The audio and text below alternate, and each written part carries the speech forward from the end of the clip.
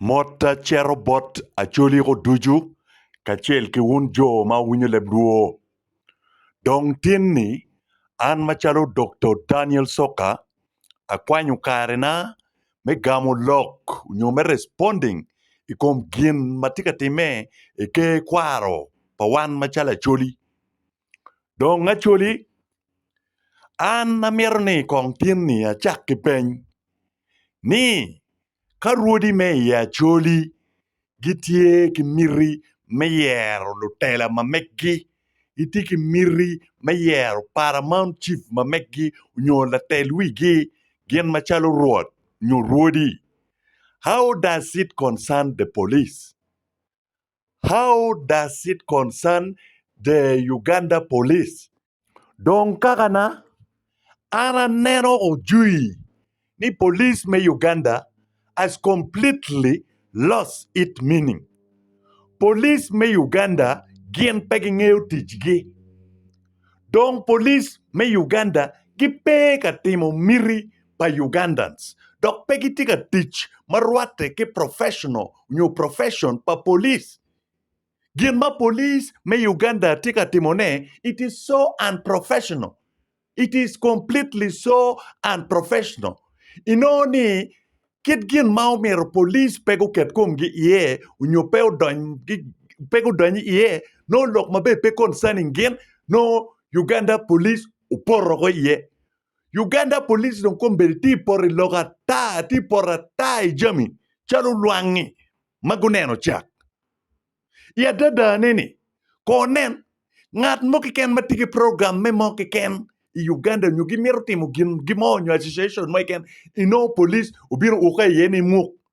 police ubiro poro yeni muk pingo. This kind of impunity must stop. Acholi kachiel ki wun no duju ma wun winye lebluo ka wan pe a malo mi defending lobo ma megwa me defending gang ma megwa chi umiru ngeni wan bo bibedo ka gak chalo pi kare duju wo bibedo ka koko ibad ot jui wo bibedo ka koko ibad dero jui chalo tieno kich ngo ge wan me a malo me wajo lokati dok wan machalo ke kwaro unyo wan acholi kachiel ki rudi uduju me ya acholi wun peu ye kivuwu wan pewa ye kivuwa pien wan machalo anywoli me Uganda unyo tekwaro pa acholi chiek tie kamaleng mawajo ni police kachiel ki gamente umiro pego dony ilokong cultural institution kit ma cultural tiyu kede kira cultural institution tiyu kede they must be free me expressing tamgi me timuji ma meggi without the involvement pa Mary unyo pa police. Dong wan machala choli umirwa ng'eyo ni wan watigi tuero me doro Uganda police. Pintie jubo kene ma mingi kin gang kenyo gitamo ni police are untouchable. Gin gitamo ni chiek nen chalo pe guru police. Ke kwaro me acholi gitigi tuero me doro Uganda police. Gitigi tuero me chewing Uganda police unyo UPDF kadonye lok ma meggi pin institution unyo cultural institution umero gubed free peki yelgi uti ne lok enini gutim jami gi machwin gi mero unyo kiet ma mero kede chidong tin kadong acholi elders unyo cultural leaders me ya acholi gitika mogo unyo gitika mero yer la telagi unyo gi mero yubu jami me ya duolgi unyo jami me otgi police pingo wunu ti donye Mary pingo wunu ti donye muony wun pingo ti donye dong acholi ana miera wechi wuoga pini gamente pa NRM mirigi tieni achana ye umiero mete kibedo la wiruodi me acholi. This is simply because achana tich kede yot gin dong kumbedi gitika lanyo wa gitika lanyo loba choli ni wuok ki ya achana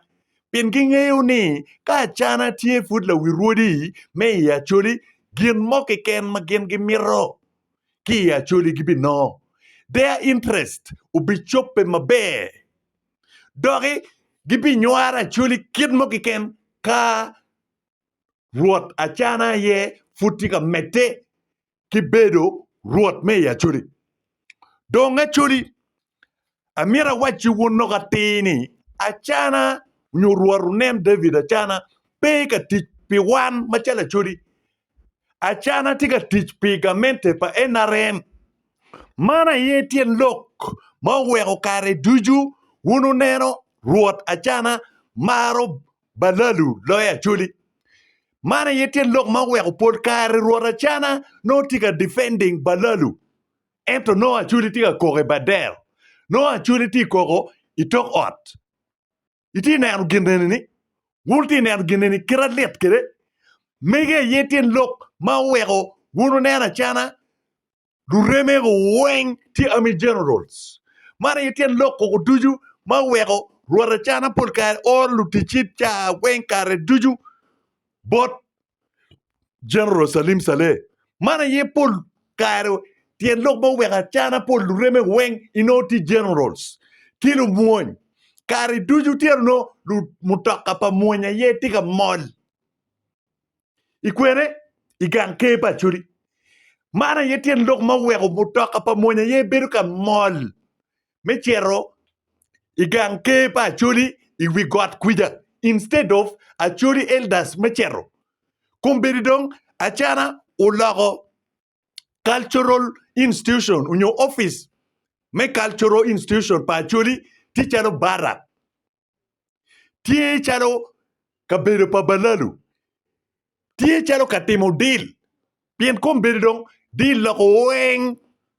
kigoyo dong kitimo kingo. Ki ganchana we got.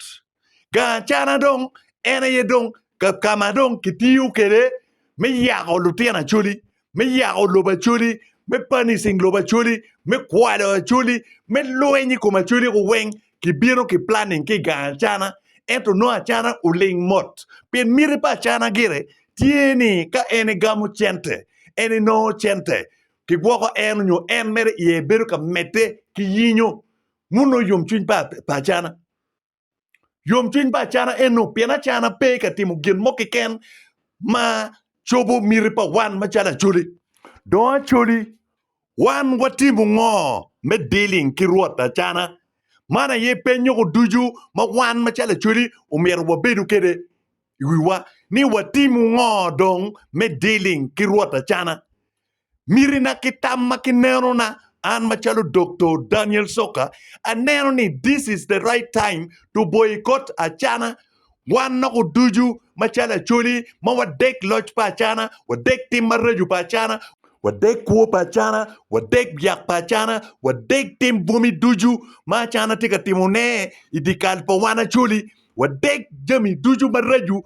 ki tich pa achana ma tika timone idikal pa Acholi. So one enemy duju wa ayo malo. This is the right time to boycott Ruoth Onen David achana. One machalu we wa ayo malo duju me wer we me boycotts me wer we me jemo ikum Ruoth achana.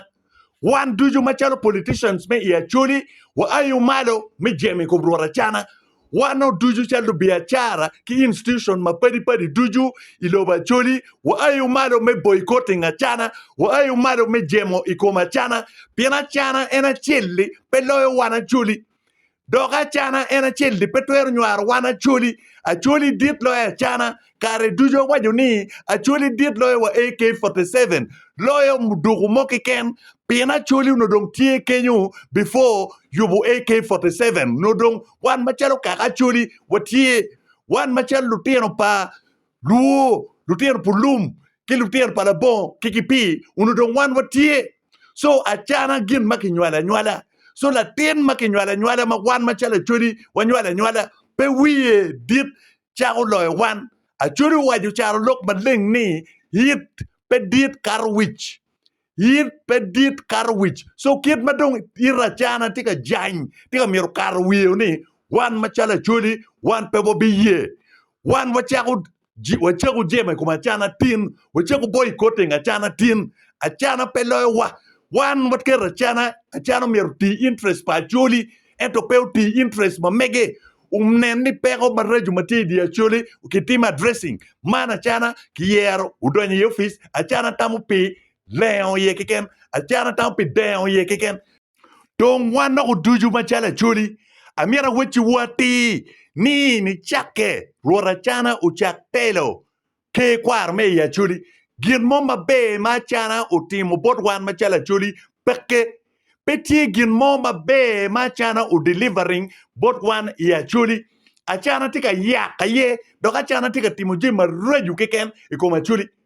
kotam kong unen kong surrounding pachana ko weng no pongkilu kuo keken dok lure machana ko weng no pongkilu kuo keken lure machana ko weng no tie jo magitiki tamareju iko Acholi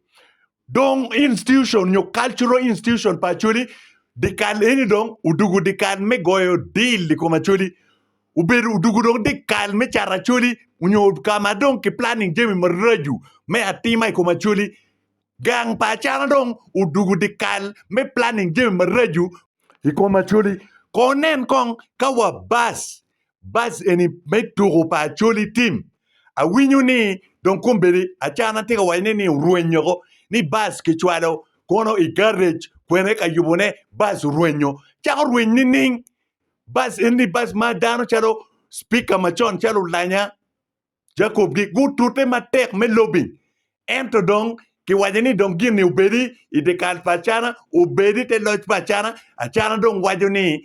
bas kichwado ka yubone ruenyo so dong team dong pachana tie mere me lalo jemi pachuli metimo je marreju ke kene kuma chuli chidong pekare marumani kulu mawan machala chuli wayiu ni achana umete ki yago wa achana umete ki timo gin marreju ikungwan machala chuli kuno wanti nerne for how long shall we be witnessing this dongite lodge pachana je marreju ke kene yetika tibe uti nerne balado wayam uno peke iloba chuli ni chake ni ma NRA udon kere gamente man ni woki loj a chonya pachana ni woki loj a ta pachana ni kumbidi dong lobu pachuri balado yeti kwere ye cultural institution pachuri udugu pa balado cultural institution pachuri udugu dong barak pien ponki general pa NRA kiken cultural leaders pachuri dong ti merbeti mo mirpa balado ento pa mirpa pachuri so wan ko weng bo ayu malo me defending gang ma mekwa ma fuda chana peo charo wan ko duju dong amira gam lok pala mat jai moni ma winyu logo ni ka in peti ruot ya Acholi umiro pe gam lok pa ruodi be ya Acholi that is a lot of nonsense eni lok me miu eni lok po me ta mo ba pe konyo iti nerne wan machala Acholi watiki tuero me lok duchu watiki twer me kwer je maraju duju matika time ikongwan machala Acholi ruodi enu ni gipe ka telo gien chalo ruodi gitika telo wan machalo tena Acholi gitika telo wan machalo luak me ya Acholi don ka ruod woni tika timo gin maraj wan machala Acholi watiki twer weng me kwer ne me jeme kome unyo me taking any action against ruod pedit loyo kaga ruod pedit loyo joma en telo ki dano duju mati lobo mo ke ken gitigi tuero me jeme kom la tela monini me jeme kom la tela manope katimo miri paluak pien la tela mo ke ken lobo kany tie metimo miri paluak tie me chobo miri paluak doka ni mo ke ken kala tela dong uchako timo gin mapat dong pe katimo gin paluak pe katimo miri paluak enu ne ye miri nen ni agiki pala tela ni dong enu dong umegi wa kilo umegi wa won mo kene ma ubini media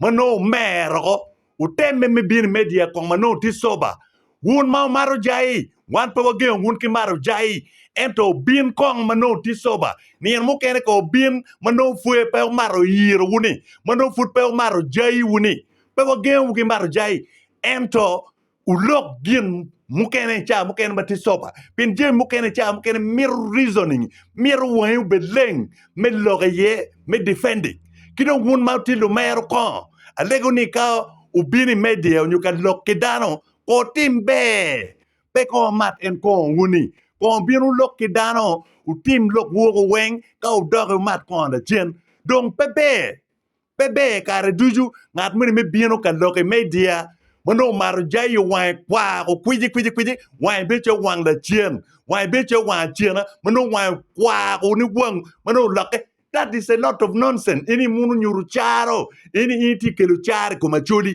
ma wan pe wabi ye lok enuni. Angeo gire, cha mukene no en Johnny chanini. Institution eni, ma wa deggi pitich maraju magiti timone kuma chuli ni. No gu wili mugu jai yo guni ario, inde maro jai de bini logo gin mo kiken, ibini logo gin mo kiken, itamani twer vora chuli. In pe twer vora chuli, with your influence me jai. In petwer vora chuli with your influence me arege nyoko me marekede iti nerne ange wunju mukeno tilu cham mite mecha parwara chana en cham mo oite mecha parwara chana ni en chogo mio bodwu don wun lu cham mite mecha pachana wuno go wen ki ruore nega muni magitie te chana ni umiru nge ni iniana mo wabi yiko wun ki ruot wabi yiko wun ki ruot pien wunu nge story chane ma wakwana history ma ruot no kar choy will ma mege ni en ka dige ma en to umir ki yike ki jo ma en mar ki jo magiti isa kol ma megi ungeyo lok enuni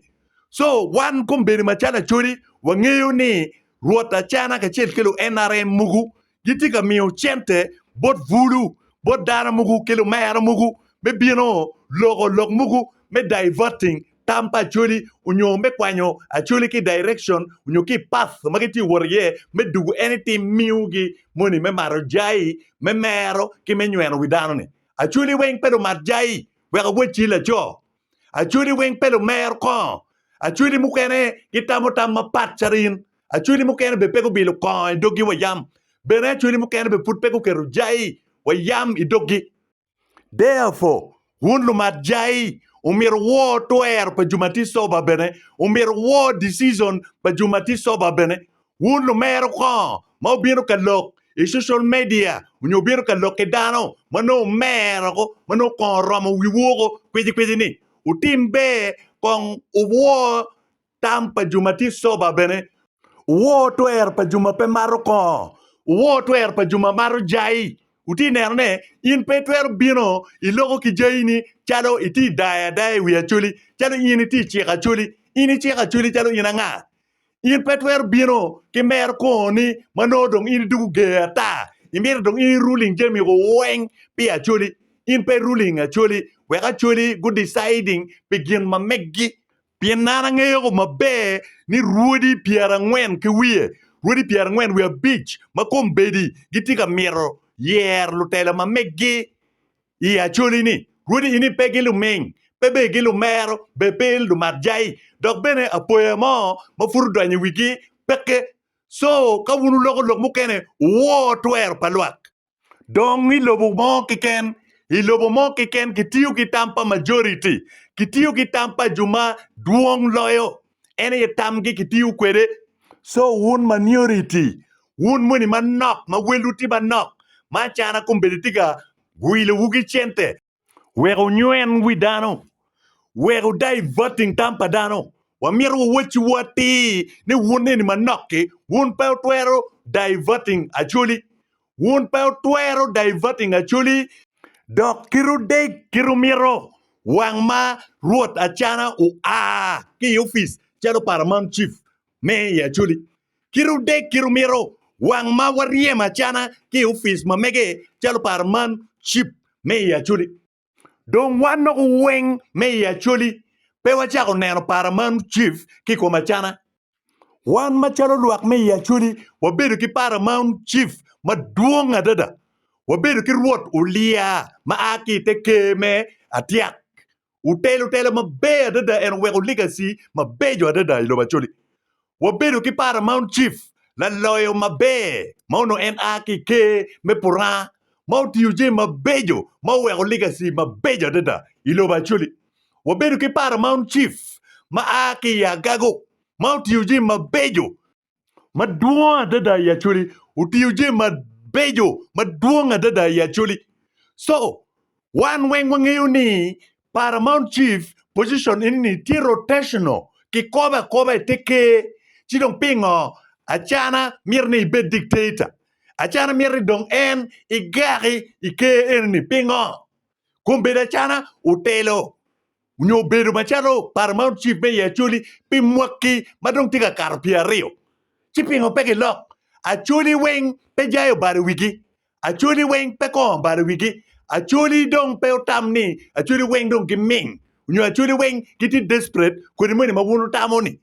Wan wange ya da, wabichui ya da, dok wa mette kitimo jami ya da, ada ye mer kiti kwede. Eto pe kiti ki miri pa jo moni, magi biro kitamo ki vo dano, ki yak, ki tim gin bomba reju duji ya chuli. Tam pada raj mo kiken, pe be succeeding ya chuli.